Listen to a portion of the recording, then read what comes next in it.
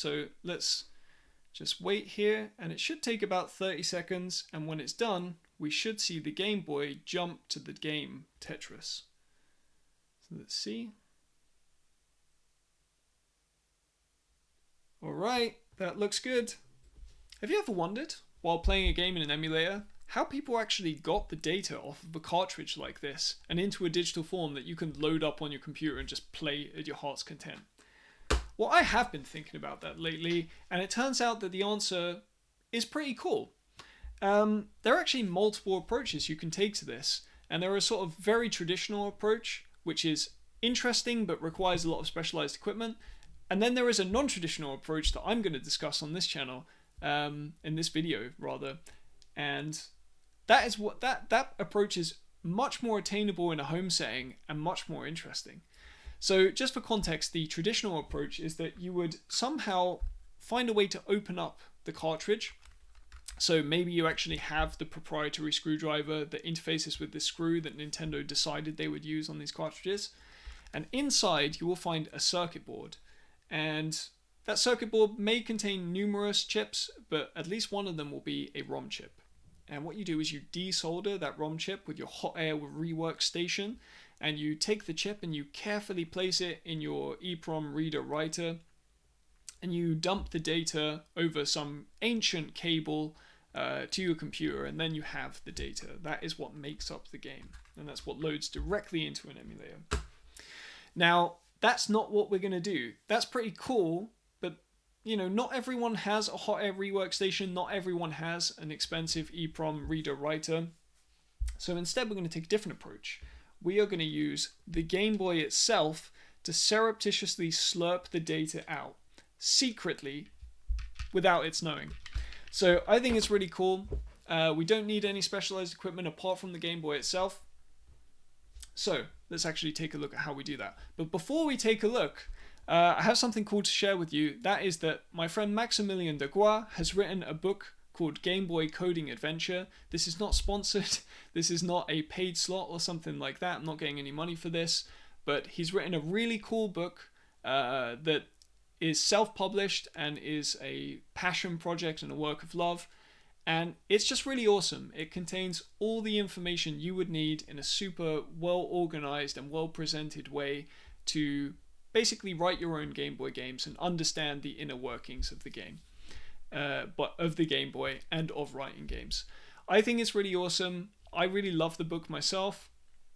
And he's graciously shared a product code that you can use on this website to obtain your own copy at a discounted price. The offer code is LBP for Low Byte Productions, and you'll find a link to this website and the discount code in the description. So without further ado, let's actually go and check out the plan for how we can dump this game. So how is all of this actually going to work?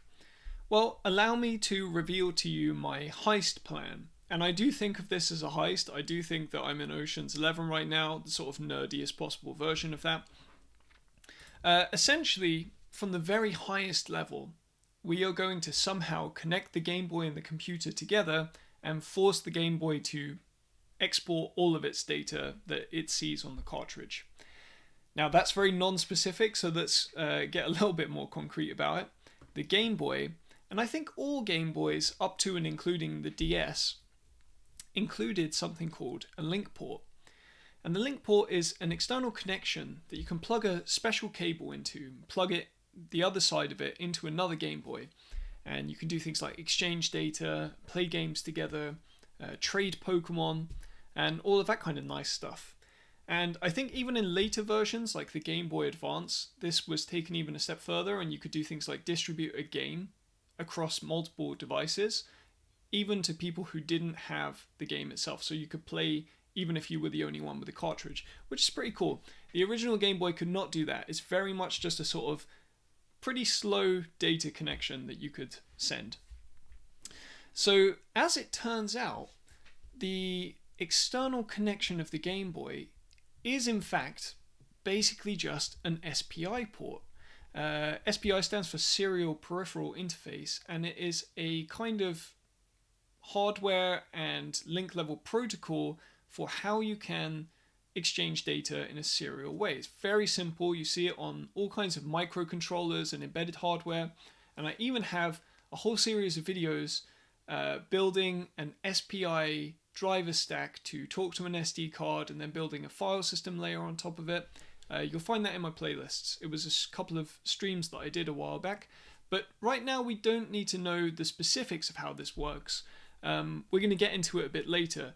But suffice to say now, the Game Boy has this link port that we can somehow send data out of. So the idea is, connect the computer together with the Game Boy using this external connection, this SPI connection, somehow figure out a way to feed that into the computer and then trick the Game Boy into sending all of the bytes of the cartridge to the computer. So how do we do that? Because that's still quite non-specific. So the first part of the plan is that we're going to create a custom game. Now it's not a game. It's absolutely not a game. That's why I've put it in quotes here. It's very much a sort of just a piece of software. And we're going to write that software together here right now. And then we're going to load it onto something called a flash cartridge. And a flash cartridge is basically exactly what it sounds like. It's a cartridge for the Game Boy that is kind of it has all the electrical connections of a Game Boy. It has its onboard RAM. It has some flash storage, which comes in the form of an SD card, coincidentally. So we can put games onto the SD card.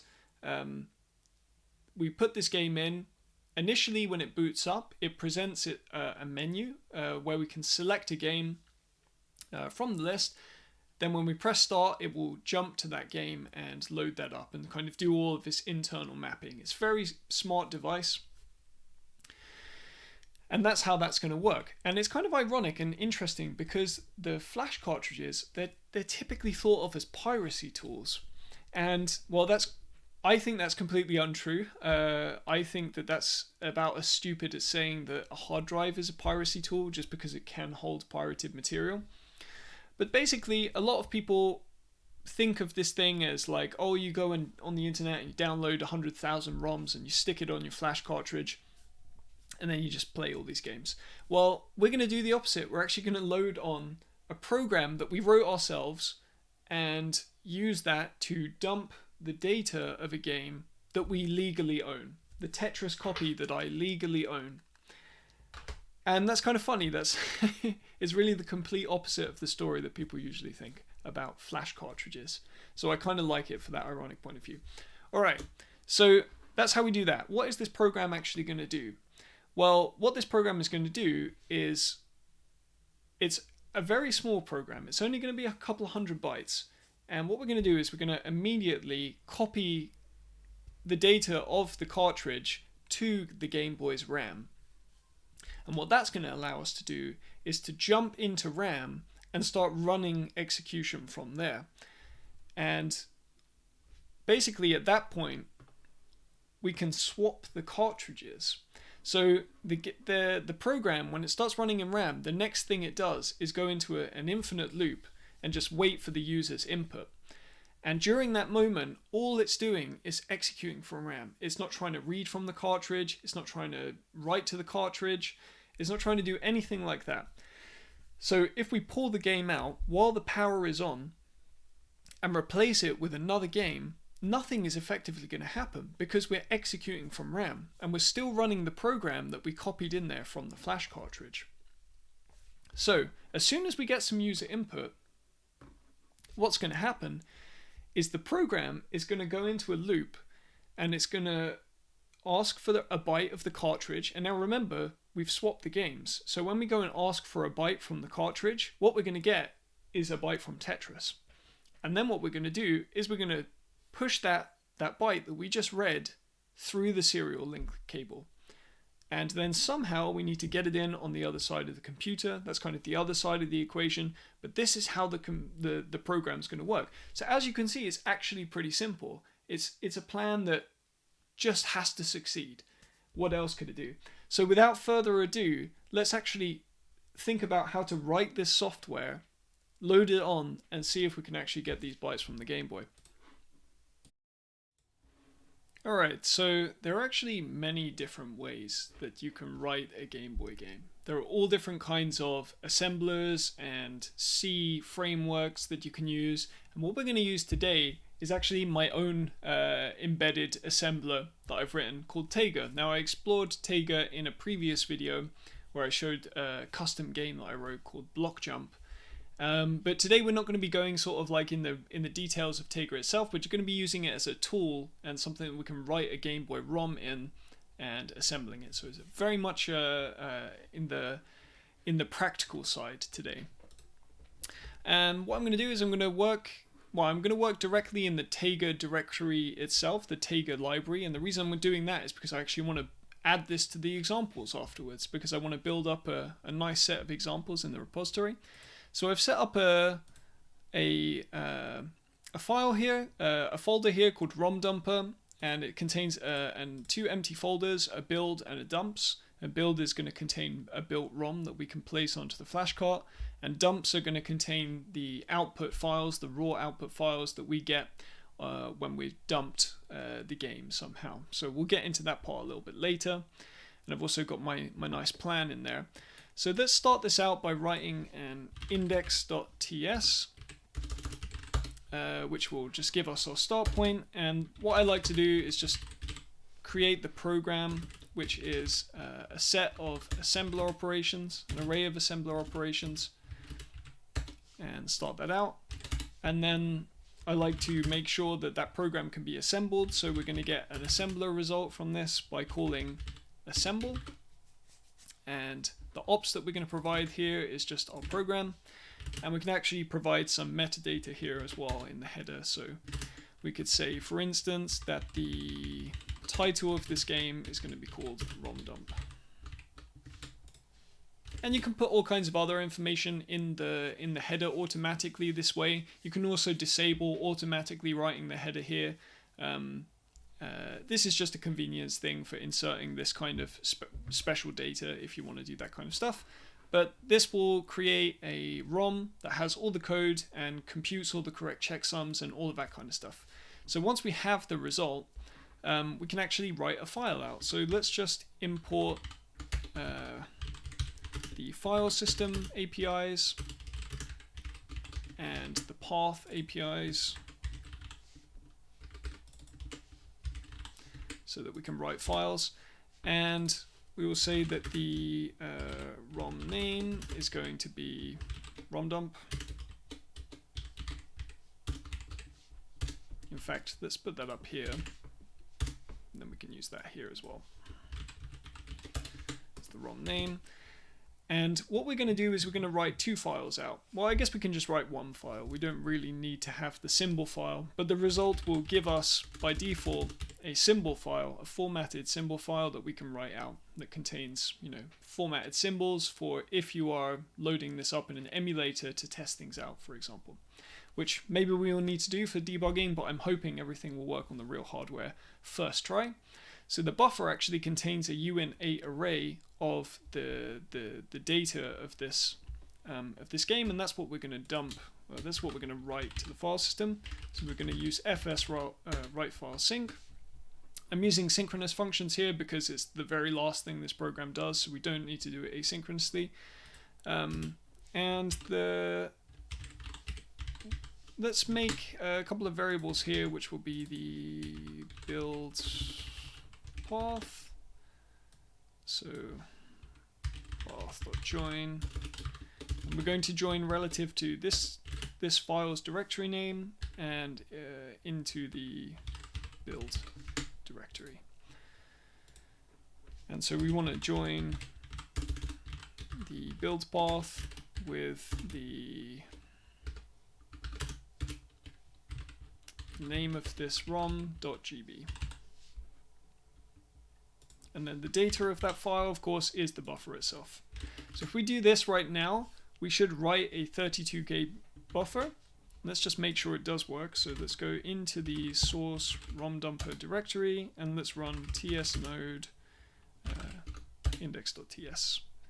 And I think that worked. So we get a rom dump here, and if I open this up in the crappy built-in hex editor, well, we can see that most of the bytes are all 0, but we have a few bytes here in the header that constitute yeah, the header of this game. So we can see the name of the game there, ROM dump, and we can see a few other sort of default flags that don't mean that much in isolation. So yeah, this is not a very exciting ROM, but this is all of the bytes that will eventually be loaded onto the Game Boy, all the way down to hex 8000, which is 32 kilobytes. Alright, so now we can actually write some code. So the first thing we're going to do is not really strictly necessary, but I'm going to do it just for the sake of not having any weird artifacts. So I'm going to XOR the A register with itself to set it to 0.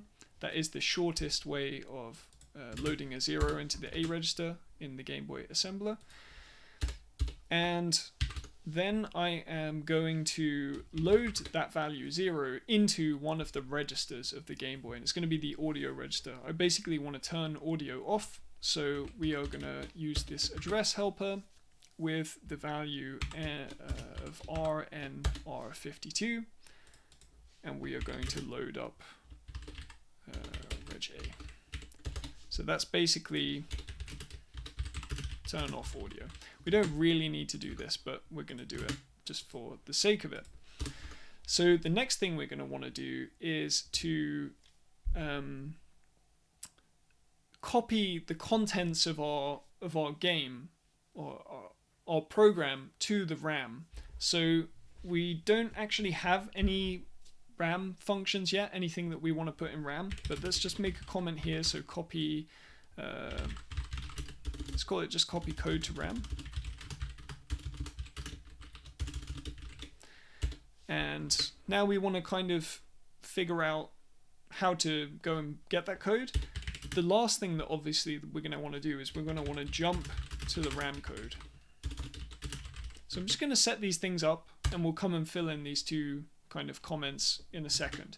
So let's make another file while we're here, and we'll call it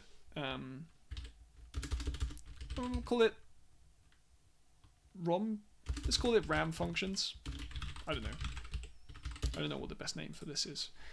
And from this, we're actually going to want to export a couple of things. We're going to want to export all the data that we need to export in order to copy to RAM, and we're going to want to have the data itself that we can actually, all the functions that we need and all the data that actually needs to go into the ROM that also needs to end up in the final program, and of course the actual code.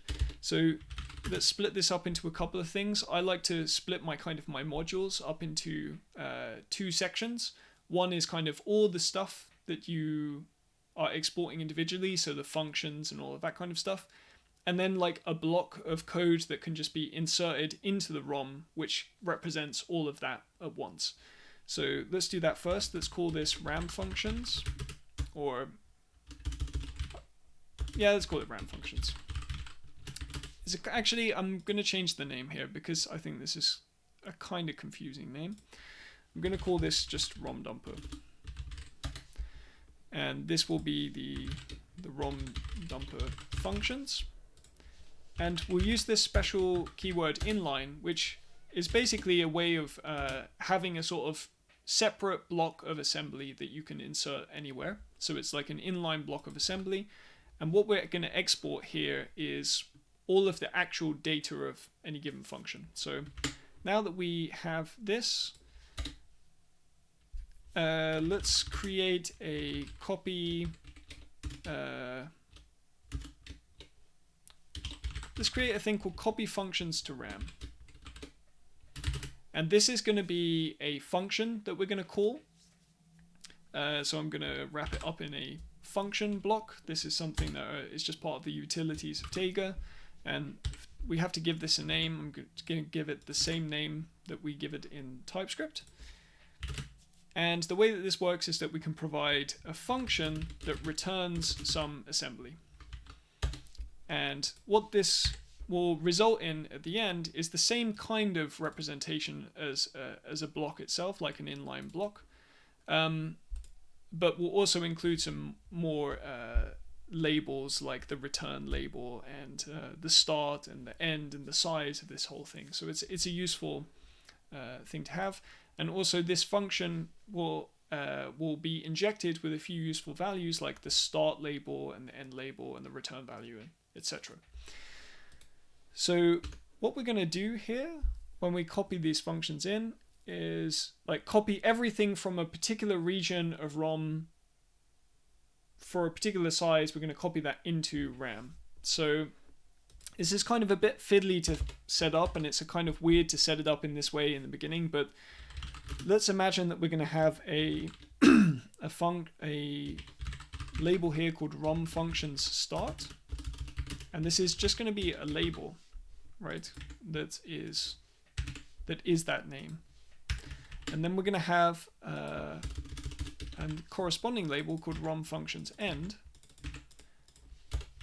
and then we can have ROM functions size, which is the size of everything from this label to this label. So this is all stuff that is computed inside the assembler itself at assembly time. And effectively what this function is going to do is going to call memcopy. So we're actually just immediately calling another function. So this function indirection is kind of not necessary, but we'll do it anyway because it's kind of the normal way of doing things.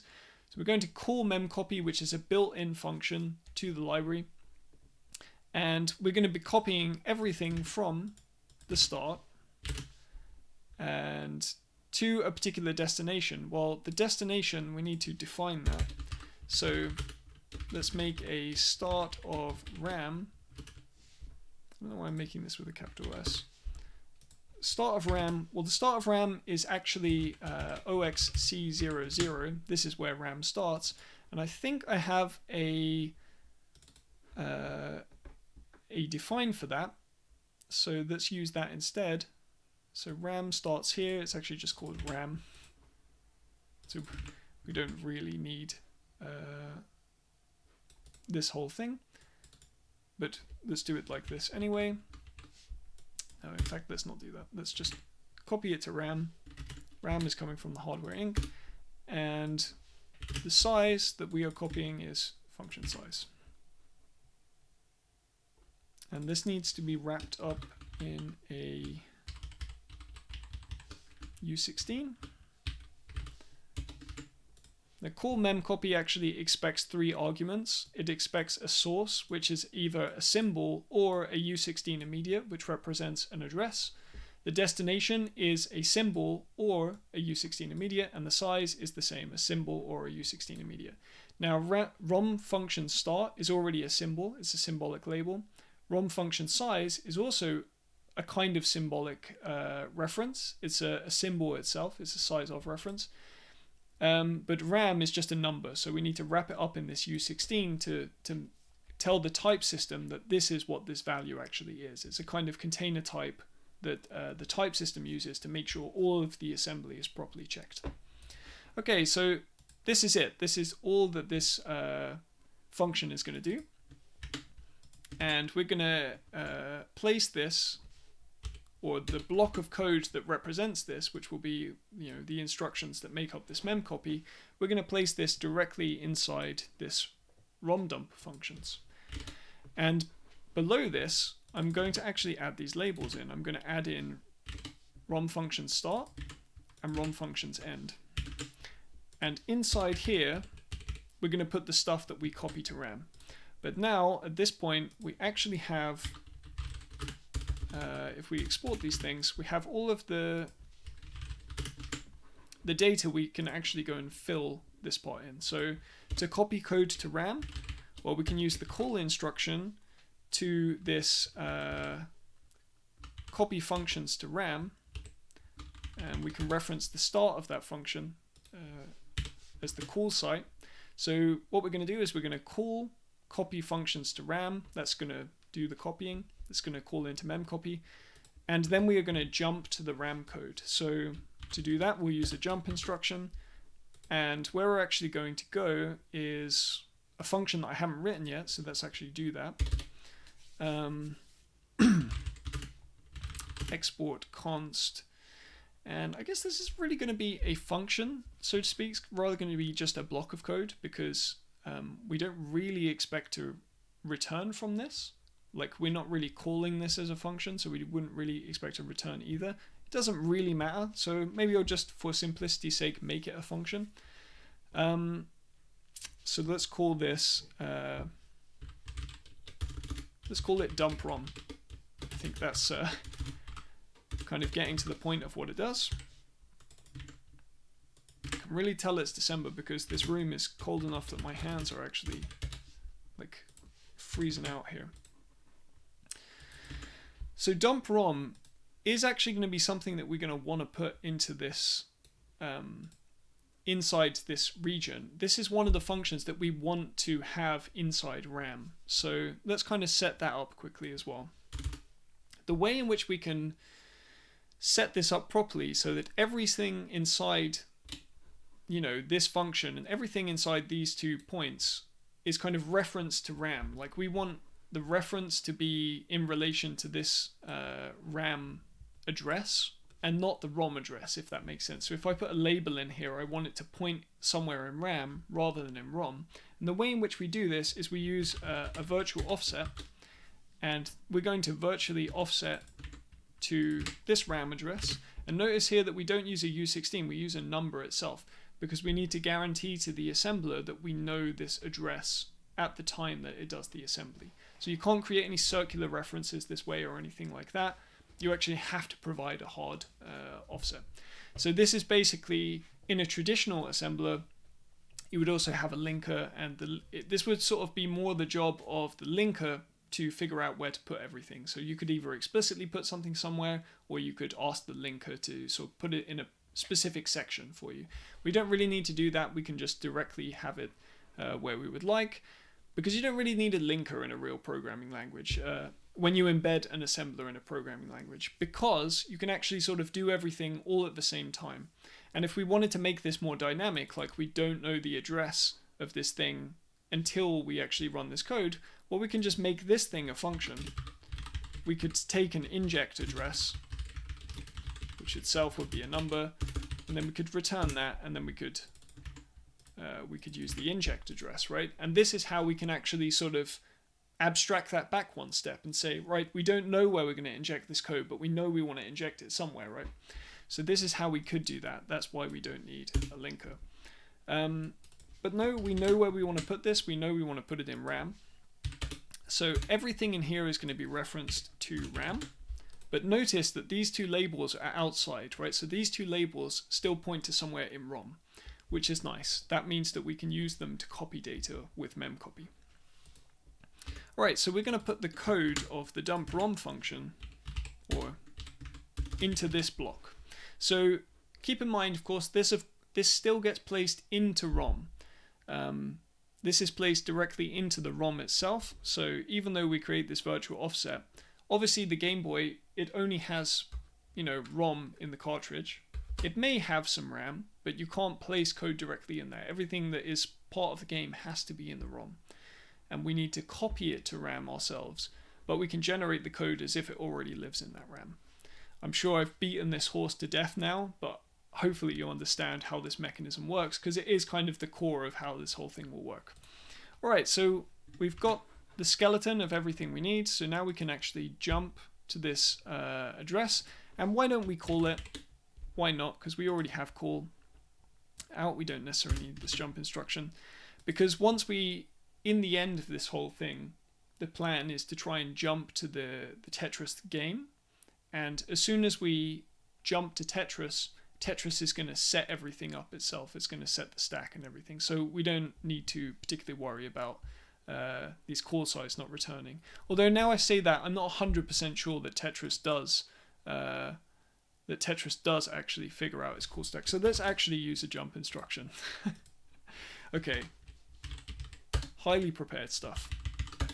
Okay, so we turn off the audio, we copy our functions to RAM, and then we go and jump into RAM where that function begins. And of course, this label will be generated in reference to RAM. So that's it. That's the whole program. Of course, we also need to include all the data that goes inside this ROM as well. So this is like the code that makes up the main program. But we have more than that, right? We have these, what do we call them? ROM dumper functions. We've got these ROM dumper functions. They need to go into RAM, so we can put those in. It's actually just a block without any need for a start or end or anything like that. But we've also used the memcopy function. We use that here to copy code into RAM. So we need to include that as well. So I'm going to include memcopy itself. So now we will have memcopy along with a label that points to memcopy. And when we come to assemble, we'll have something to actually call in that instance. All right, so now we're here in the dump ROM. What are the steps that make up dumping the ROM? Well, the first thing we need to do is to wait for the user to swap the cartridge. Like, we're here in ROM, and we want the user to basically press a button when they've swapped the cartridge. So how are we going to do that? So let's write a function. Everything's easier if you write functions, so let's do that. I'm going to write a function. I'm going to call it wait for cart swap. And we're immediately going to put this in here as well, because we're going to need that there. And wait for cart swap, well, what's that going to do? Let's actually make some use of the fact that we get the start label in here. We are going to read the user input. So we're going to read the region of memory that maps to the buttons of the Game Boy.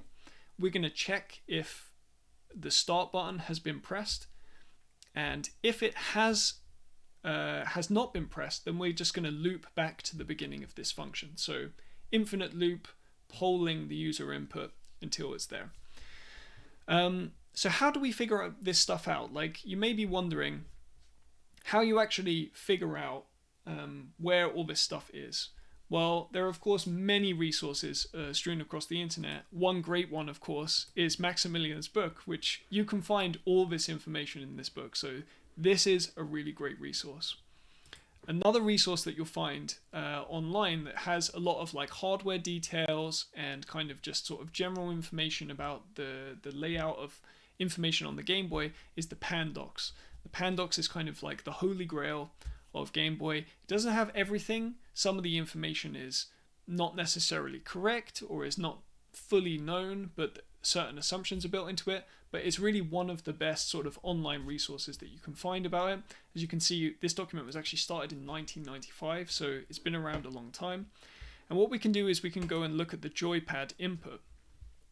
And what this will tell us is that there is a register that's located at FF00 in the address space that represents the joypad. So the way that we actually have to interact with this is that we first we write a value to this register.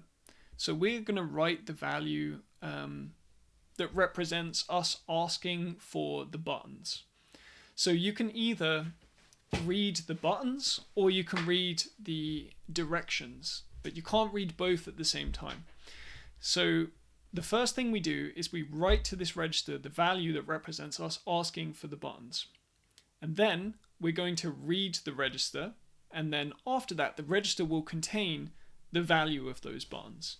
So this is not actually a memory address. I haven't explained memory mapped IO in this video, but memory mapped IO is the concept that by reading and writing to certain regions of memory, you can actually interact with the hardware.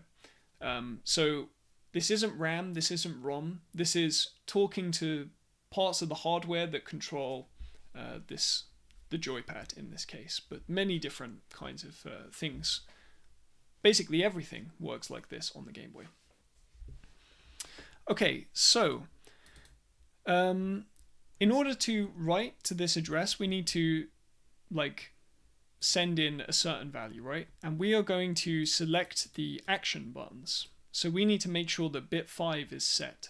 So we're going to write the value here that has everything set to 0 except bit 5, which will be a 1.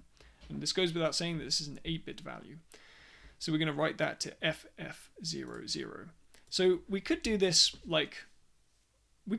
kind of a raw, so to speak. We could have a load address here, a load instruction here, and we would load in to register A an unsigned 8-bit number, which is 1, 2, 3, 4, 1, 2, 3, 4, that has bit 5 set. So this would be request buttons, and then we could load up that that value into the address. So the address was FF00, and then we pass in reg A. So this is just part of requesting the buttons. And we need to bring in this function. We're going to request the buttons, then we're immediately going to read them back. So we're going to do the opposite here, which is to read into register A what we find at this address. And this time around, we're going to have something that represents the buttons. And so how does that look? Excuse me. Well, the buttons are actually in these bottom 4 bits here. So these are read-only. We can't write these parts. But we can see that this button will either represent down or it will represent start, depending on which thing we selected, actions or directions. So we want the start button, which means we expect there to be a value in this that represents the press state. Now what you'll see is that the press state is 0 if it's pressed. So it's kind of active low, so to speak. So what we can do is we can use a mask to isolate this bit, and we can check if it's been set directly. So let's do that. So we want to perform an AND operation on register 8A, which now contains the buttons.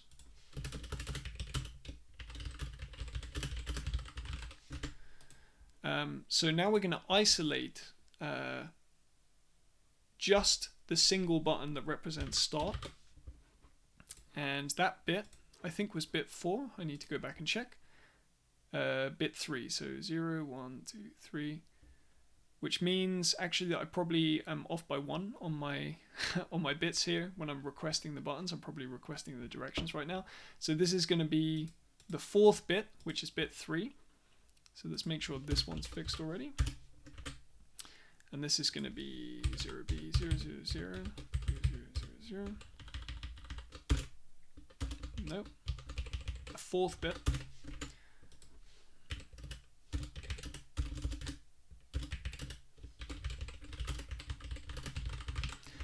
Now, because what we've basically done here is isolate only that that individual bit that we're interested in, like this is the only kind of active bit now, so to speak, we can directly compare what's in register A to 0. And if it's 0, that means that the button is pressed. And if it's not 0, that means that the start button was not pressed. So that's kind of the logic here, because remember, like if we had other values in all of these other bits, or just these bottom 4 bits, well, we've eliminated them, because when you AND something together with 1, like that's the only bit that's going to be active after this. Everything else goes to 0, so we can successfully test for the start button. So what we will do is we'll use jump, and we're going to use a conditional jump here. So we're going to use a flag, and the flag is going to be not 0. So we're going to jump if A is not 0, and we're going to jump back to the start.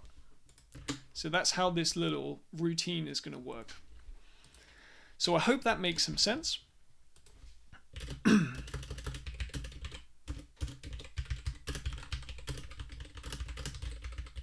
And of course, like we're using these raw values here for these registers. And that's not great. So what we can do instead is go and look in the in the hardware inc. This is not complete, by the way, the hardware inc. There is actually a file called hardware inc floating around in the Game Boy communities, and it contains a real complete list of all of the hardware registers and locations and masks and everything that you possibly need to interact with these things on the Game Boy, and I've just copied some of them into this file in order to make some use of them in the projects that I've worked on. But what we actually need to do is to use some of these registers. So we want to write to the P1, which is the joypad 1. So let's come and change these raw FF addresses to instead be RP1, which refers to the joypad register. And let's swap in this request for buttons. Let's change that for PF1 get buttons. So that is going to be this one. That lines up perfectly. That's really nice. And let's change the request for the start button, or the mask for the start button, to be this one, BTN start.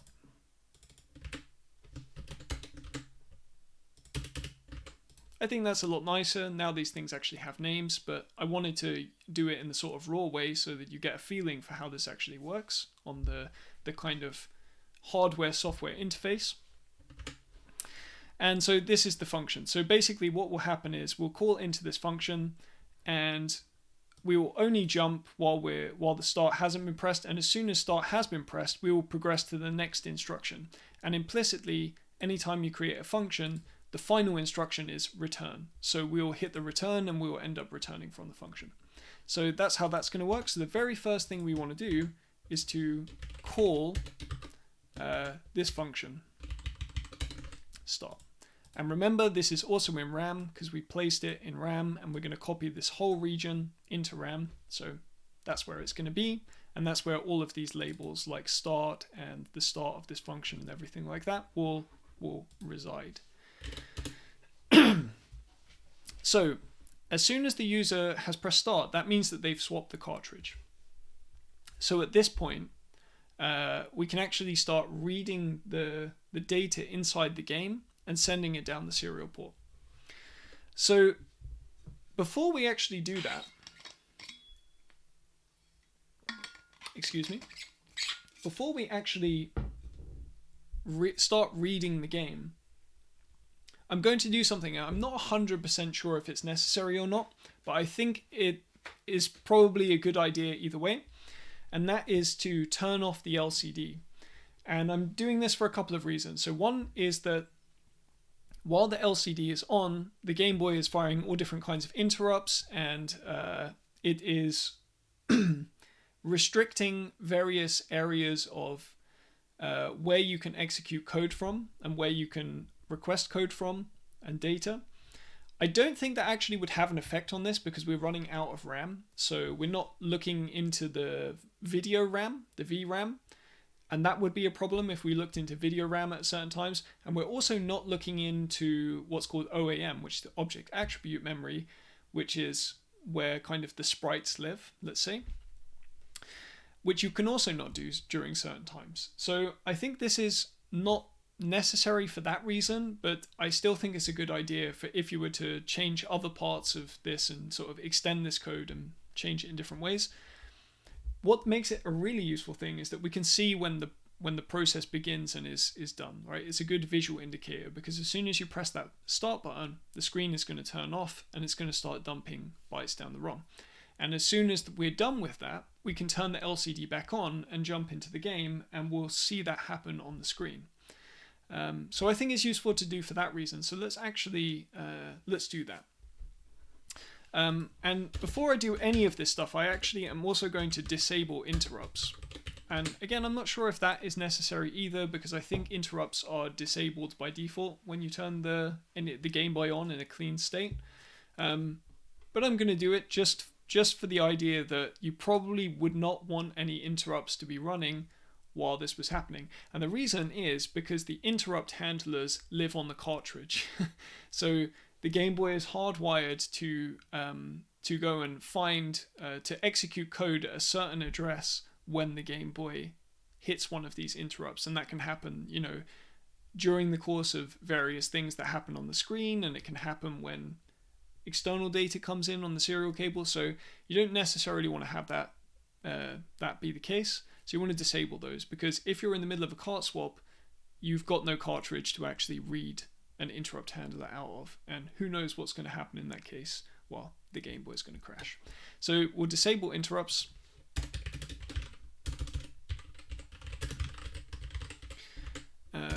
Wait for the cart to be swapped. I'm going to write a comment there because it's literally going to say wait for cart swap. And the next thing we're going to do is turn off the LCD. And how do we do that? Well, let's go back to the Pandocs for a minute. And we'll go into rendering and LCD control. And what we'll see is that register FF40 is the LCDC, the LCD control.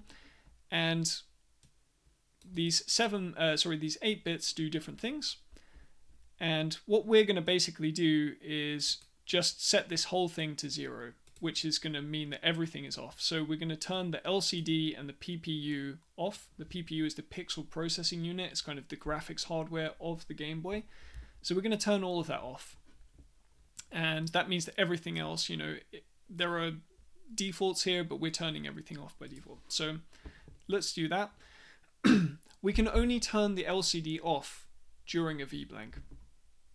I'm pretty sure that this is what this says. So stopping LCD operation may only be performed in VBlank, or performed during VBlank only. Disabling the display outside of VBlank period may damage the hardware by burning in a black horizontal line similar to what appears when the Game Boy turns off.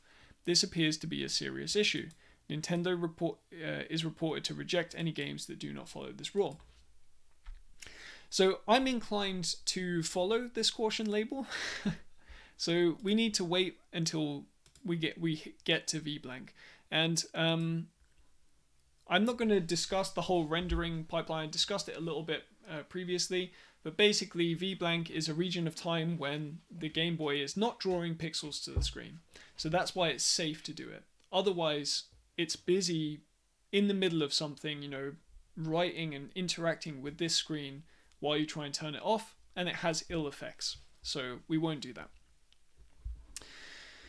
The problem now is going to be that I actually have a wait for VBlank function in the standard library, because it's something you want to do very often. But we don't have the standard library because we've pulled the cartridge out. So we need wait for VBlank to exist within the context of our RAM functions. That means that we need to put one of our own in here. So what I'm going to do is I'm going to open up the... I think the wait for VBlank actually lives in the... Does it live in the standard file? Yes. So let's copy that and go over to the ROM dump. And I'll call this wait for VBlank RAM so that it's clear that this is not the standard function.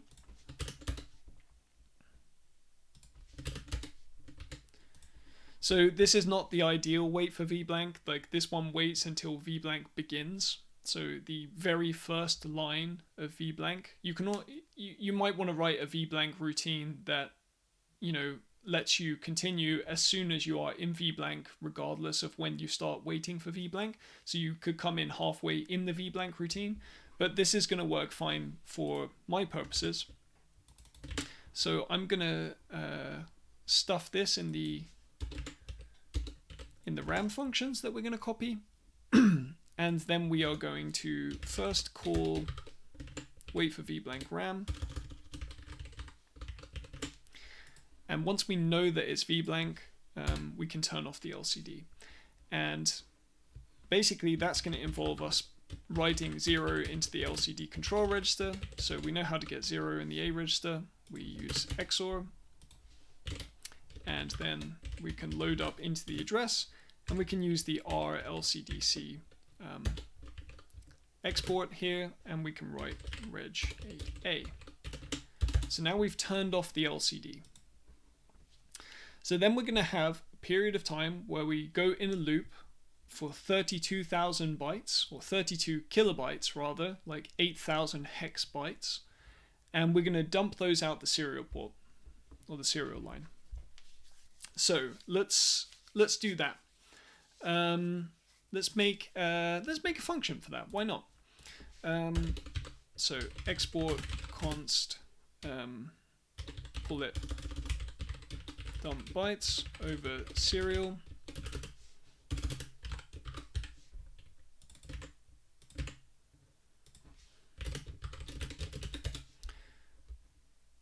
Too used to setting up function signatures like that. Before I forget, I'll make sure to put that inside the data.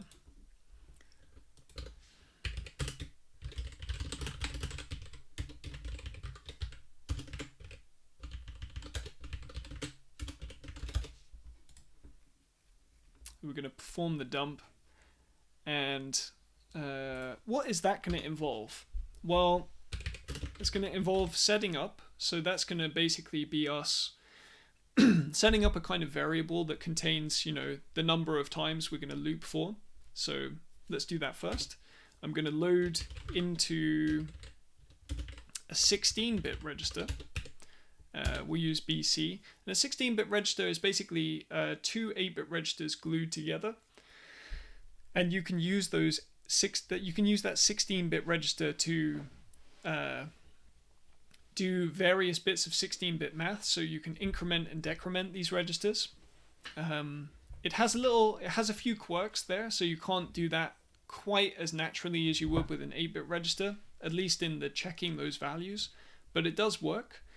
And you can also use it for addressing, so we can put addresses into these 16-bit registers and write and read indirectly through them. So that's also a useful mechanism. What we're going to do here is to put the size. So I'm going to have a U16, and I'm going to just hard code 32 kilobytes, which is 8,000 hex, directly into here. So this ROM dumper can only dump very specific kinds of games. It can only dump games that have a single 32 kilobyte ROM bank.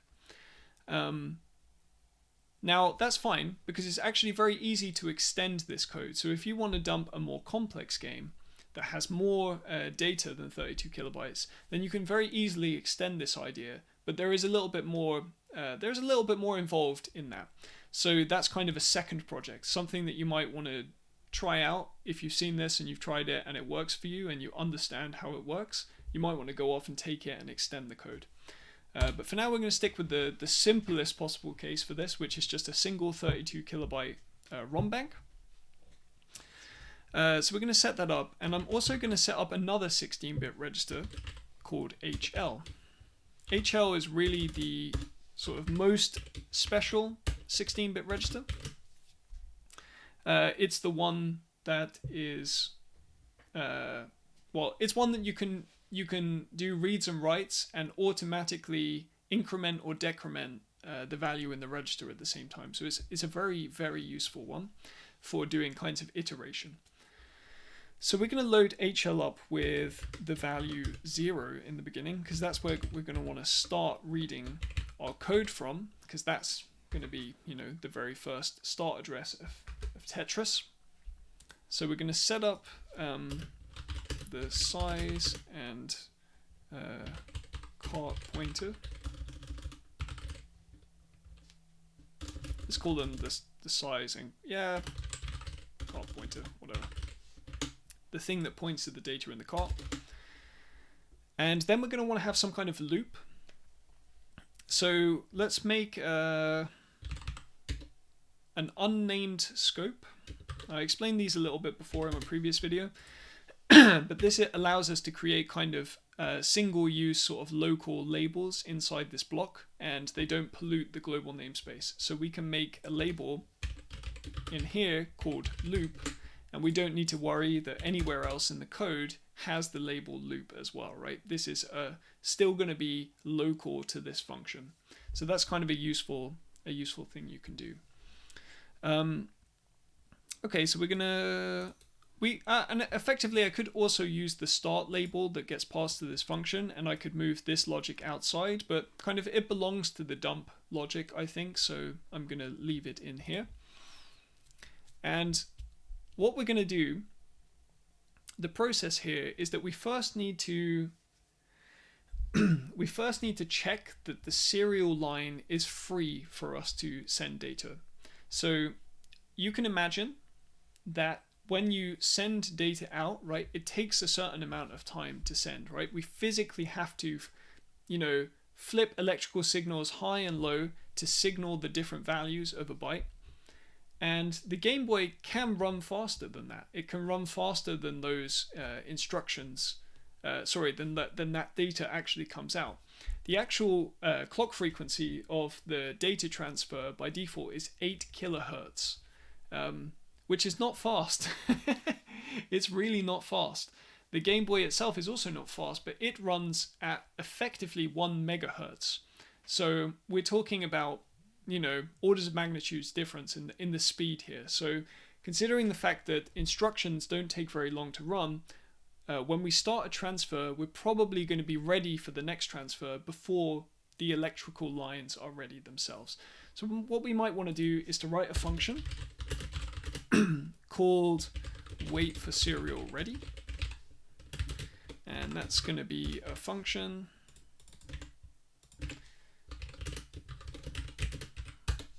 and what we're going to do there is, of course, read some more registers. So let's go back to the pandocs and see how we can actually do this. All right, so the pandocs, if we scroll down here and we look at serial data transfer, we'll see that there are two registers involved.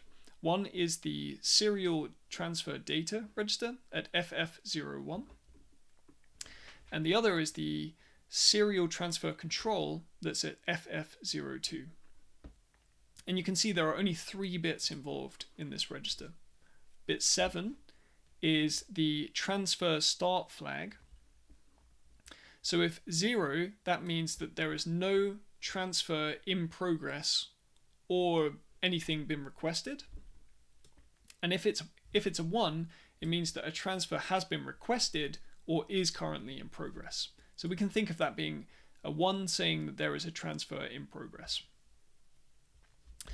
The second bit is Game Boy Color only. Well, I have a Game Boy Pocket here, so this one effectively is not a bit that we control on the Game Boy. And the very last bit, bit 0, is the shift clock. So if we say that bit 0 is 0, then that means that the clock is coming from outside. And if it's 1, it means that the Game Boy is going to generate the clock signal that goes along with this. Excuse me. You don't need to worry too much about that, but we need to use the internal clock. So we are actually going to be in control of both the data that gets sent and the clock signal that goes along with it. So we need to basically read this register and check if bit 7 is 0. And if it's 0, that means we're ready for serial transfers.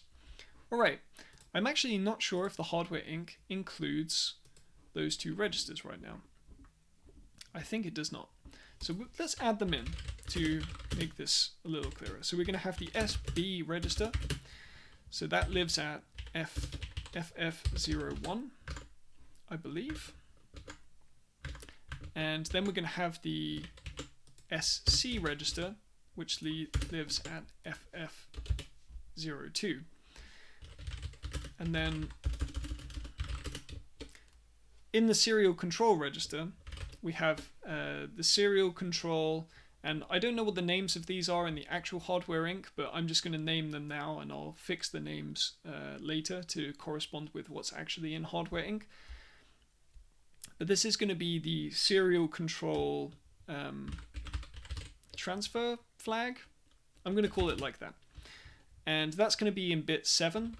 So 1, 2, 3, 4, 1, 2, 3, 4. So that's the very, very most significant bit. And then we're going to have the transfer clock signal. And that is at bit 1 here. Okay, so now we've got all the values we need to actually interact with these registers. Let's pull in the start label, because we're going to use that. We're going to do the same trick that we've been doing for waiting for v blank and waiting for the cart swap. The first thing we're going to want to do is to read the value of the SC register. So let's read into register A from address register SC. Now we only want to look at the most significant bit, so we're going to AND that register 8A with the U8 that represents the SC transfer, and we're going to jump. If this is not 0, we're going to jump back to the start.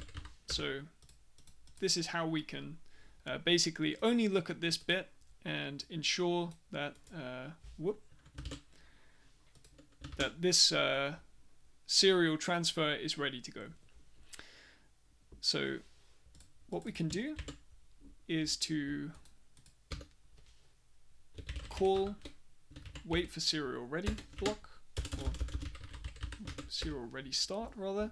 Let's make sure that we put this function in to RAM. So we're going to wait until serial is ready, and when serial is ready, we can just sort of like read the bytes that are involved and sort of fiddle around with the pointers and make sure that we move things along. So let's read the byte, the next byte that we're interested in from the cartridge ROM. So the way we do that is we load register 8A with what we find at the reg16 pointer HL, and we're going to increment HL so that it, after we execute this instruction, we actually point at the next byte that we're interested in. So this is going to be read the next byte from the cartridge. Okay, and then we want to initiate a transfer. So I'm not going to write a function for this, I'm just going to do it in place.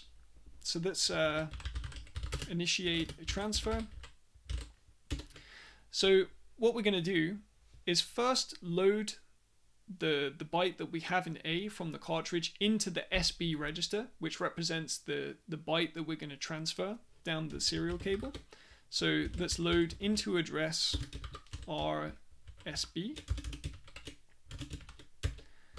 the value which is in register 8.A. And then we need to write to the control register. So we're going to write, let's load register A now with the value. And the value here is going to be SC transfer, as in we're going to initiate a transfer. So we're going to put this, this bit, which is the 7th bit, we're going to put that into the register. And that's going to say that we've requested a transfer. And that bit is going to stay set until the transfer is complete. And we also want to set the bit that says that we are using the clock. So we're going to write this value, which actually is just hex 81, because this is hex 80 and this is the value 1. So when you OR them together, you get hex 81. So that's the value we send, and that's going to initiate this transfer. So we initiate the transfer.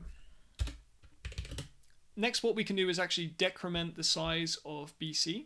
So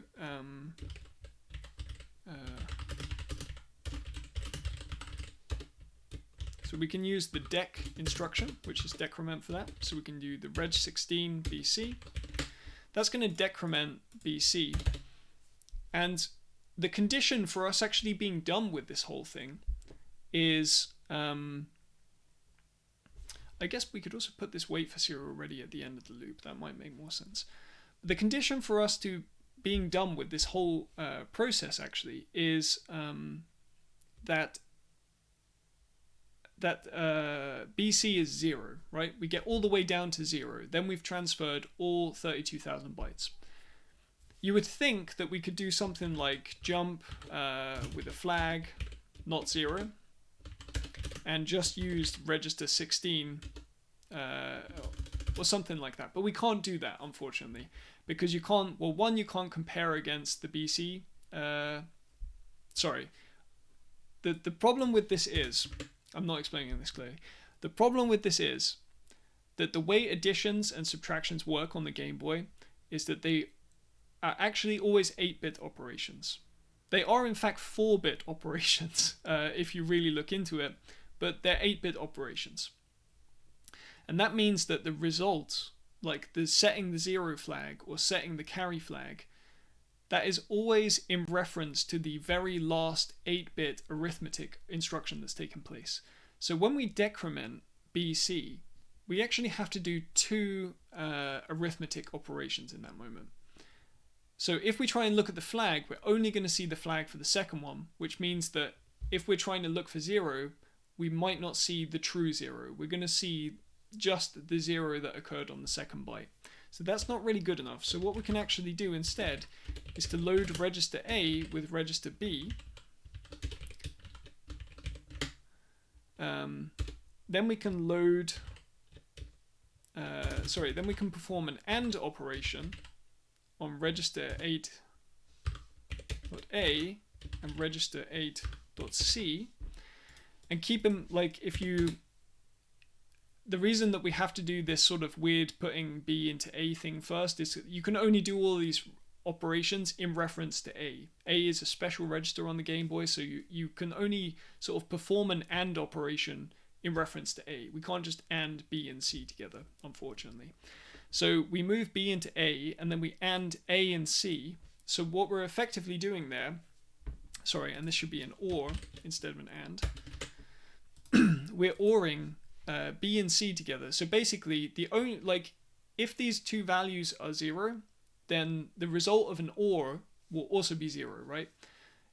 If if either something in B and C wasn't 0, that bit is going to be automatically set in the final 8-bit value that gets kind of out of this OR operation. And because of that, now we can actually jump if not 0. So we can jump flag not 0 to the label loop. So I hope that makes sense. This is basically the way in which we have to do checks against 16-bit values. We can only sort of do an 8-bit check, as it were. If we want to do anything more fancy than that, then we'll have to write some more functions for that. Okay, so imagine now that we just wrote the first byte. Well, we're going to jump back up to the top. We're going to wait for serial to be ready again. We're going to load up the next byte. We're going to initiate a transfer. Then we're going to decrement. And if we got to the end, we're done. And otherwise, we're just going to go in this loop until we're done. Okay, so you can imagine that if we finally did dump all the data, we're going to end up on the, the next instruction, which is going to be here. And so then we're done from this whole function, actually. This whole function is complete at that point. So we've dumped bytes over serial. Now, now that serial is done, actually the reason I was thinking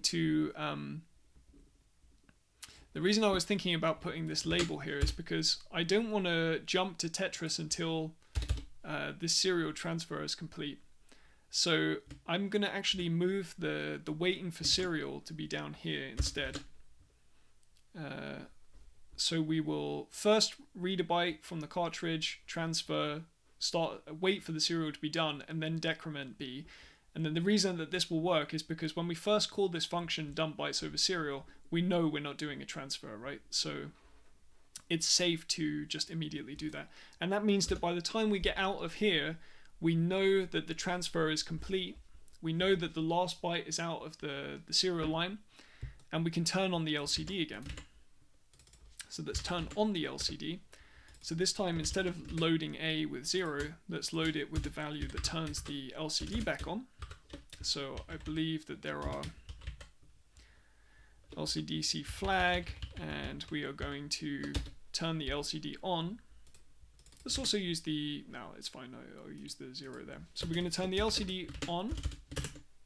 We're also going to turn the background on, and we're going to turn on sprites. So LCDC object on.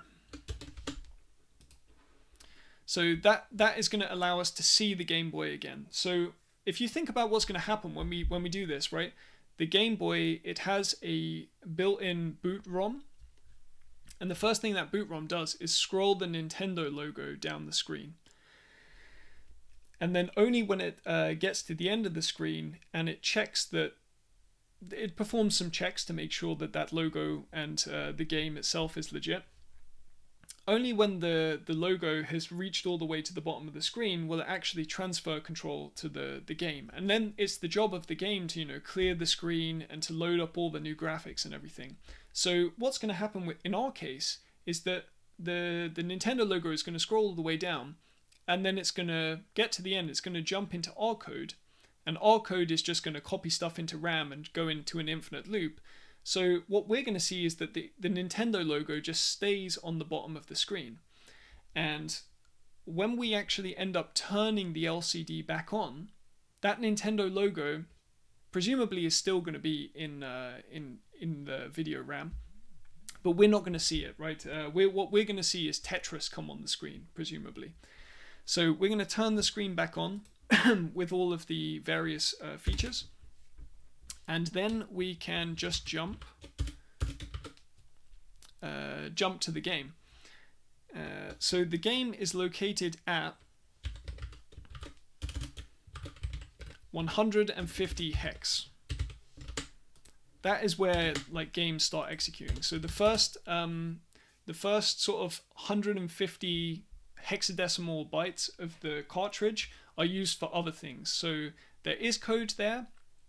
There can be data there, but those are to do with like the interrupt vector and all of the cartridge info and all of that kind of stuff.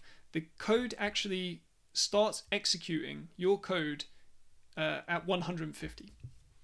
So we're going to jump that. So jump to the game. And that's it. We're done. This is the end of the game.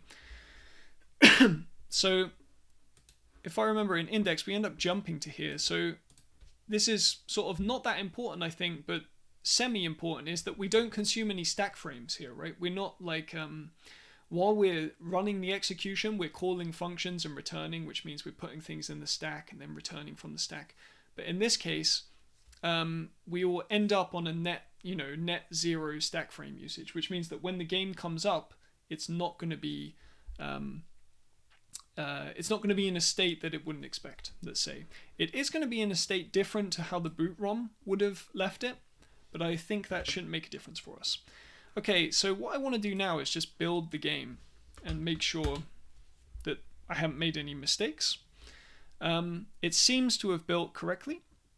So the next thing is going to be to actually load this onto the cartridge and explore how we're going to do the electrical side of this.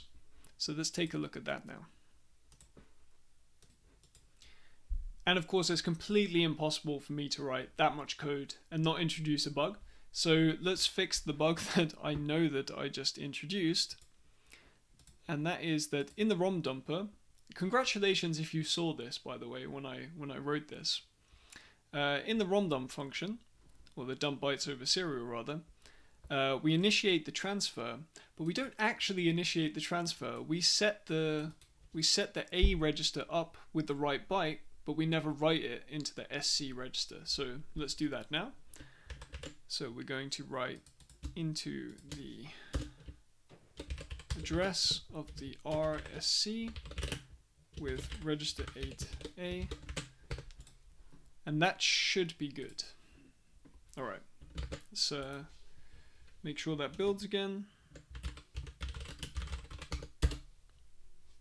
So we get the latest, and all right, that's looking good.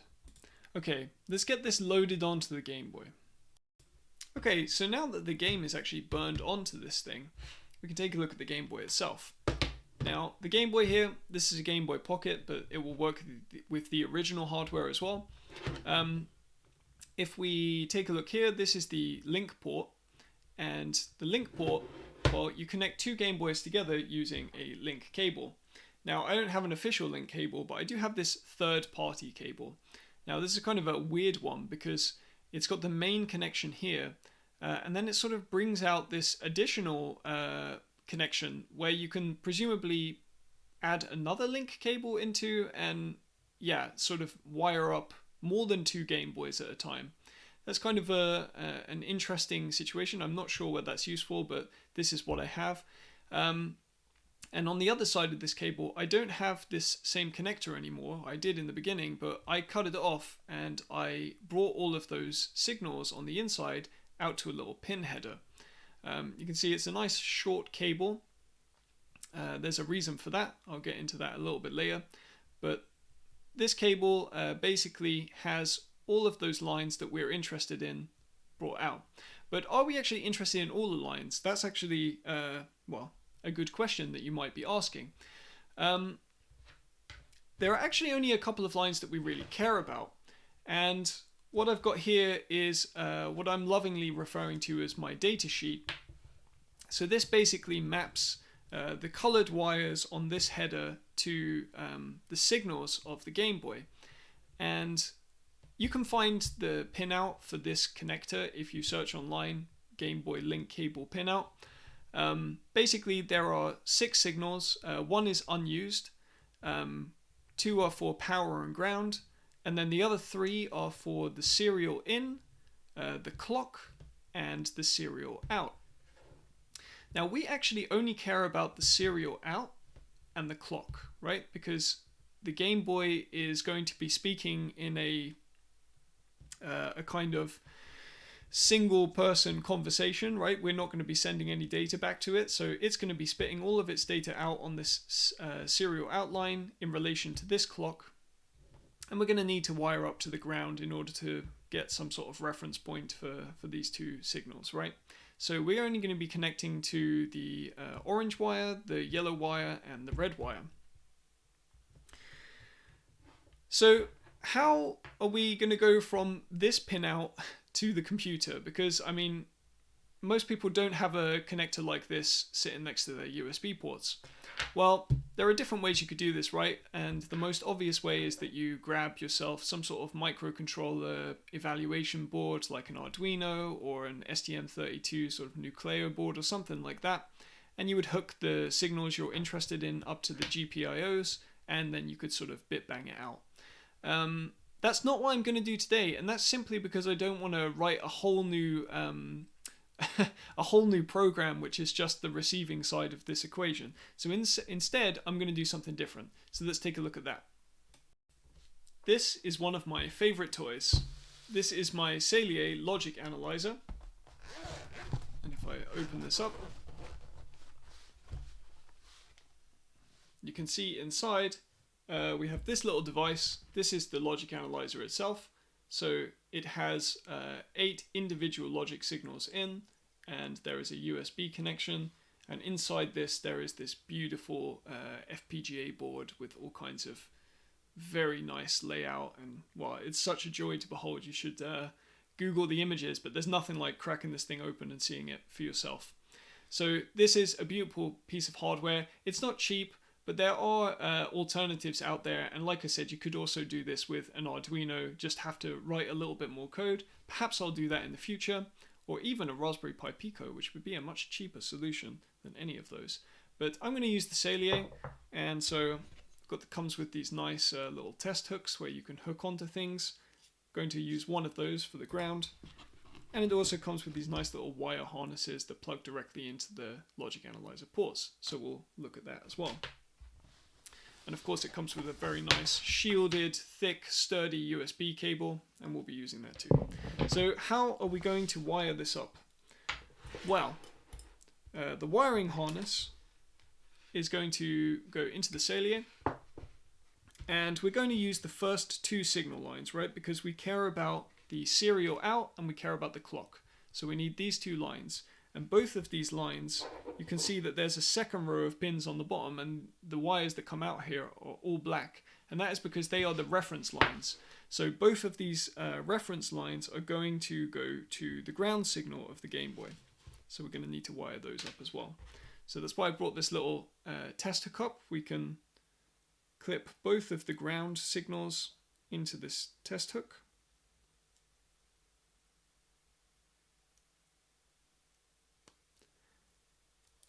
And then we'll, oh, that one didn't really take there. So let's try that again.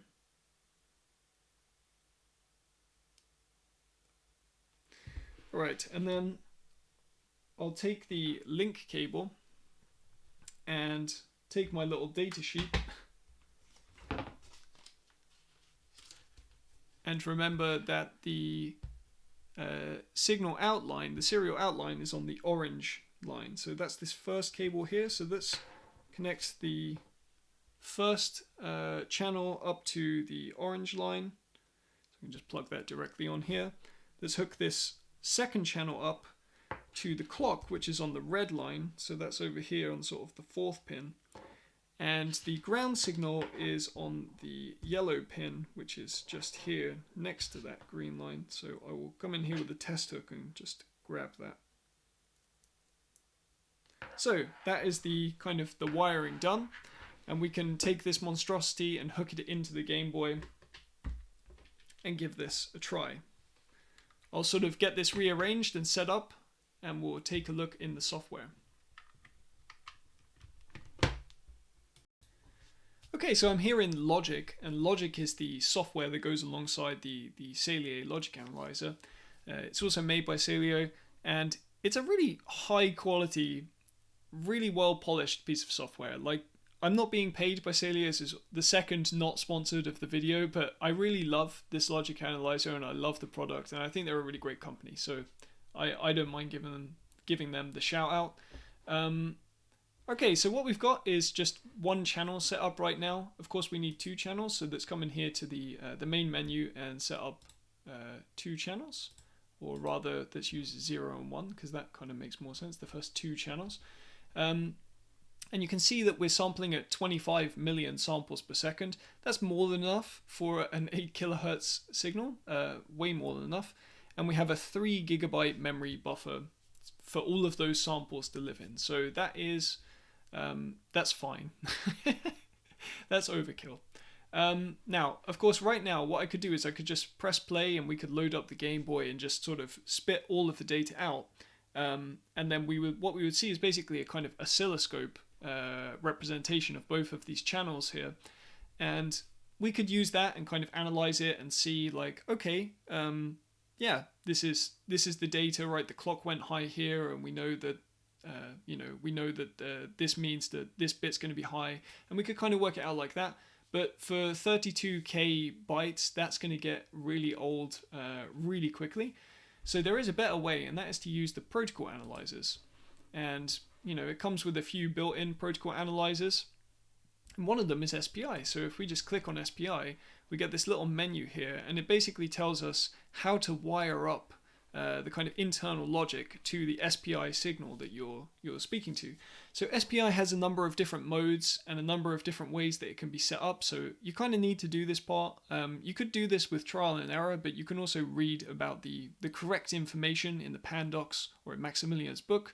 And this is basically gonna tell us, okay, the MOSI, that's the main out subordinate in, that is our S out signal. So that's wired up to channel 0. That's going to be connected to the S out line. Then we have the master in subordinate out. Well, we don't have this channel, so I've just not selected it, and we don't need to have it there. We've got the clock, which is on channel 1, and we have an enable line. And normally SPI has an enable signal. The Game Boy doesn't. So it just uses the sort of the idling and the change of state of the clock to indicate the data is coming in and out. But this is what would kind of make it difficult to do, let's say, targeted networked communication, because basically you're wiring point to point, and if you tried to introduce any other kind of entities into the system, you would need a way of kind of switching them on and off. You'd have to do that in a kind of data layer right now, and yeah, so we don't have the enable signal for that. So we have the most significant bit first. This is standard. It's also the way that the Game Boy does it.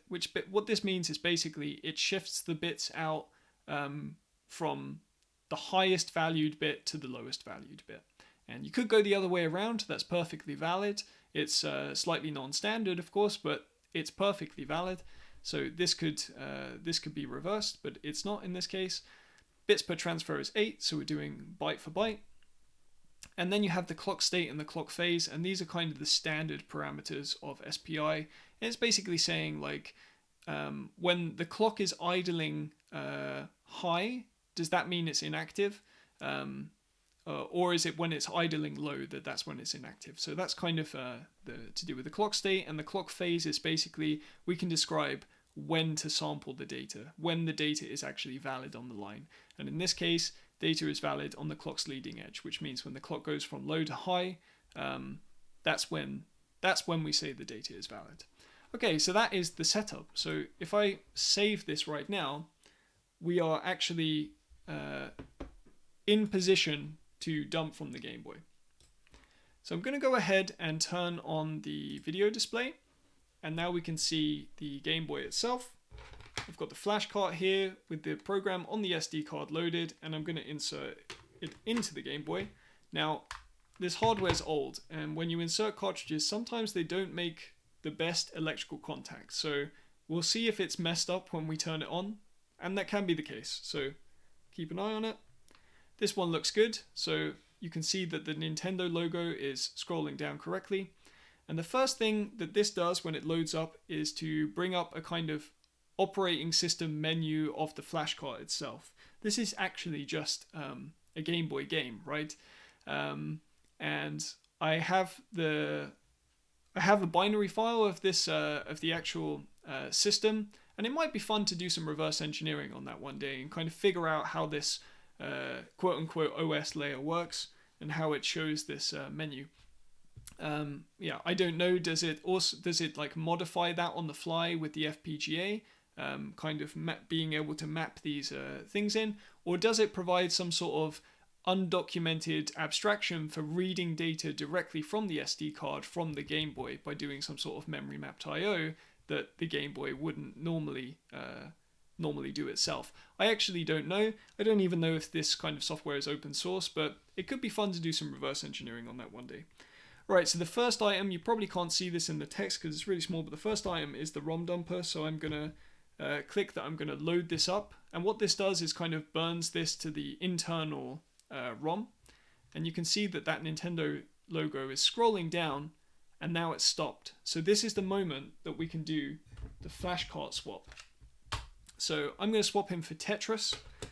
So while the game is powered, I'm going to carefully remove the flash cart. You can see that the Nintendo logo stays, and I'm going to swap in for Tetris. Carefully place that in, and you can have the same problem here, right? When if you insert the card wrong, then things can go wrong there. So let's switch back to logic. I'm going to start sampling already. I'm going to zoom out, and then I'm going to press start. And that looks like the game is dumping. So this data that you see here, this is a lot of SPI data coming in very fast, and we can't really see it because it's scrolling by so quickly, but that is the data of Tetris. So let's just wait here, and it should take about 30 seconds, and when it's done, we should see the Game Boy jump to the game Tetris. So let's see. Alright, that looks good. I can see that Tetris came up on the Game Boy, so I'm going to stop sampling. So this is our data. And let's see. Yep, looking good. Alright, I'm going to turn the Game Boy off at this point. And let's figure out how we're going to get that data into a usable format. Alright, so on this right side here, we get this nice representation of all the data that passed over the bus. All of this huge block of data. Now, just for the sake of it, let's zoom in here and just have a look at some of these transfers so we can get an idea about how this actually works. So you can see that it's already marked out for us what the transfer is. So you can see that the clock is pulsing to high to low to high to low to high to low, and as it sort of transitions and as it does byte for byte, there's no gap, right, between sending the first byte and the next byte, so you can see it's just a continuous clock signal. And here we're sending hex 20. So hex 20, if we think about that as a binary number, well, that would be, what would that be? That would be 0, 0, 1, 0, and then 0, 0, 0, 0. So what we should see effectively is 2 0 bytes. So that's this part and then this part. Then we should see a 1, and that's what we see here, a 1. Then it should go back down to 0, so that's what we see here. And then we should see 4 more 0 bytes, so 0, 0, 0, 0. And then we're sort of going into the next transfer. So that's looking good, right? That's if we interpret this as being the most significant bit and this being the least significant. So that looks good. That is kind of the core of how this works. It's just a timed signal. And here it looks like the clock is idling high, and then when we finally press start, that's when the clock pulses start and we actually send out the first byte of data. So we've got this nice representation here, but this is also not really workable. So what we can do is we can click up here and click export table, and then that's going to bring up this nice little menu here, and we can export to CSV. So it's not directly to a binary file, but we can export to CSV. So I'm going to do that here. You won't be able to see, but I'm going to save this into the dumps folder. I'm going to call it tetris.csv. All right. And now we can go over and process that in code and actually extract the Game Boy ROM. Okay, so back in the code here, and let's take a look at that exported file. So if we go into the dumps folder here, and we look at Tetris, we can see we've got the main column up here that gives us all of the information, and we can see that the bytes we're interested in are actually all in this sort of second to last column. So this is a huge file, and it has 32,769 is the last piece of data, and notice that of course we have one line at the top which is for the for this detailed information for the header.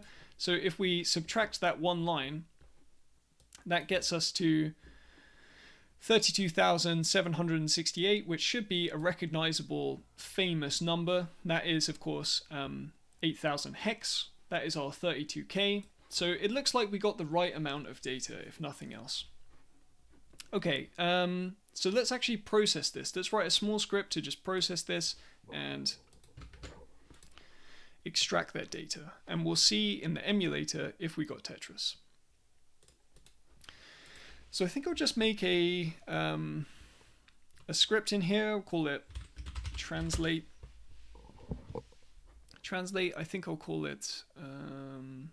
not translate, well, translate.ts. We'll write this in TypeScript since we're already in a TypeScript environment, but of course you could do this in your language of choice, and I'm sure Python has like much better CSV. I'm not actually going to pass the CSV. I'm going to do this in a more hacky way.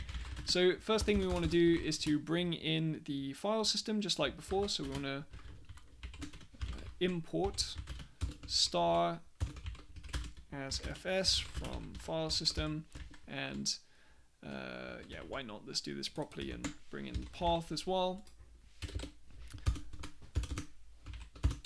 And so the first thing we're going to want to do is get the file path. So that's going to be path.join. Again, the directory name that we're running the script from, and then that's right, tetris.csv. All right, so then we can read this. Tetris CSV is going to be the result of fs.readFileSync. I'm going to do everything synchronously because why are we going to structure an asynchronous program for like a 10-line program? I don't really see that being useful. So put our file path in, and we want to read this in UTF-8. So let's just plug that in as our encoding. So that gives us text. And now we can actually process this. So let's say Tetris ROM is going to equal, we'll take Tetris CSV and we will split it on new lines. So that's going to give us a series of lines. Then we can actually slice out the first line because we don't want the header. And then we can take every other line and we can map over it to extract the actual information. So if we go back to this, right, where can we split? We can split on the comma, and then that will give us each individual part. That's standard comma separated stuff. And then we just want the second to last column all the time. So this is going to give us a line. We're going to split the line on a comma, and then we can take the second to last element. I kind of need to break this out into its own little function, so let's do that quickly. It's parts equals line split, and then I'm sure that there is, I can't remember it exactly, but I'm sure that there's a method for like, is it at, and then we can use -1. I think we can do this. So actually let's do this on one line. I'm pretty sure that when you use at, you can use like Python style coming in from the right side. Yeah, a negative index will count back from the last item. So perfect. So this should give us all of the every line as just the byte that was transferred. And let's also pass that as an int because it's a hexadecimal number. So let's pass it as an int and get the 16. And what's the problem here? When we use at, it could be undefined. So, all right, then we'll say or 0. But it shouldn't be undefined. So that's just TypeScript stepping in and saying, hey, there's a possible error here that you didn't handle. So that's nice. I know that this is unnecessary in this case, but we'll leave it in. Okay, so now we actually just have an array of bytes. So that's the ROM, actually. That is the ROM. Let's just wrap this up into a new uin8 array. And now we have the ROM file. So then we can just do fs.writeFileSync, and we'll call this tetris.gb. And the file that we're actually going to write out is the Tetris ROM. So let's try that. Let's go into the dumps folder, run tsnode on the translate script, and all right, we got something. So if I open this up, this should look about right. This is all zeros, so presumably, so we should have obtained bytes from this point. Maybe. Of course, I thought this was going to be so straightforward. Let's just, I think I can just execute this with a breakpoint, so let's take a look and see what's going on. So let's put a breakpoint here, and I guess we'll actually want to get the parts now, so let's do line split.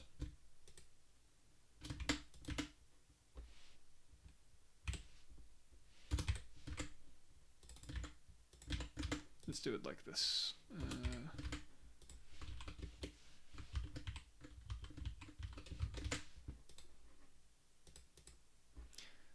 All right, so I'm gonna run this with a debugger. So this should give us, yep. So the last thing should be C3. So if I were to do parts.at -1 here, actually get 0. That's the last element. Ah, okay. So apparently we need to use -2. Fine. I will leave that as it is, and we'll just run it again. and let's take another look. I really hate this hex editor, but I'm just doing it for the speed. Well, this looks good, right? I can already see the word Tetris in there. So that's a really good sign. And yeah, I mean, it looks like there's good data in here. It's hard to tell, of course. I mean, you see this kind of stuff, this kind of pattern. If you see that, that's a good sign, right? Patterned data means graphics, it means audio, it means all different kinds of stuff. So that's looking good. This is probably map data, actually, if I think about it, the way it's laid out. Alright, it doesn't matter. Let's not analyze it too much. Let's actually just run it in an emulator and see if we can observe the behavior that we expect. So let me boot up an emulator quickly. Alright, so I've got SameBoy on screen here, and I'm going to open up a ROM. So you can't see this, but I'm now navigating into the right directory and loading up the dumped ROM that we just grabbed. So go into dumps, Tetris GB. That's it. That's Tetris. It's so cool. Alright. I'll stop that before I get a copyright strike. But that's pretty awesome. That is the ROM dumped. So this is kind of quite an unconventional technique, but I think it's a pretty powerful one, actually, because you see that you can grab a 32K ROM in about 30 seconds, and that's certainly better than the time that you would spend desoldering and taking it over and placing it in the reader, and then figuring out how all that works, and then hopefully trying to solder it back and not encountering any kind of problems there. I think it's a nice method. I think it's fun to use the flash cart as the kind of escape vector. I like the idea of heisting this ROM out of the Game Boy itself, kind of forcing the Game Boy to give up its own secrets and force them out of the serial port. I think it's really cool. Like I said, this technique doesn't cover all games, right? There are things called memory bank controllers in a lot of games, and those are basically pieces of hardware that allow games to have a far larger size than can be actually mapped into the Game Boy's memory. So games like Pokemon and a lot of later games, they were much larger. They had megabytes worth of data, and so in order to make that possible, you have to be able to do something called bank switching. And so this script obviously isn't going to be able to take care of that. This script needs to be aware of the kind of game that's running in order to figure out how to dump it, right? Because if you want to switch the bank, you have to actually write to a specific memory address and kind of figure out the right process to do. And of course, because there are different kinds of memory mappers, there are all different kinds of procedures for how to do that. Now, the fun thing is that this would be possible. Because we put the cartridge in, right, we can read from the cartridge header. So the cartridge header actually contains information about the way that the Game Boy, the hardware that the Game Boy has. And so we can actually extract that information directly in the program and kind of say, okay, well, this looks like it's a MBC1. So in that case, we're gonna load the data this way. Oh, this has no memory banks. This is a pure 32K ROM. Oh, we can just dump it in the same way that we would dump Tetris. So yeah, that's an idea that you can take. If you want to take this code, play with it, figure it out, you can actually do all of this ROM dumping stuff in emulators. It's amazing. You can use BGB to hot swap a game while it's in progress. These emulators are really, really good. I'm pretty sure you can do the same thing in SameBoy, which is the emulator that I just showed here. So yeah, you don't even need the real hardware. You don't need to cut a Game Boy link cable. But if you happen to have an old Game Boy lying around and you have a link cable, or you want to go on Amazon and spend a couple of euros to buy a link cable that you can sacrifice and build your own little Frankenstein cable, then you can do that. It's so much fun. And I would love to see if you take this idea and run with it and, implement some memory bank mappers and, contribute the code back to Tega so we can improve the the example code. So of course, all of this code will be on GitHub. I'll publish it before I publish the video. And yeah, this has been a lot of fun. I'm really glad to share this kind of stuff with you. So if you've watched to the end, thank you very much. Let me know in the comments what you thought. And yeah, I'll see you in the next hacking video.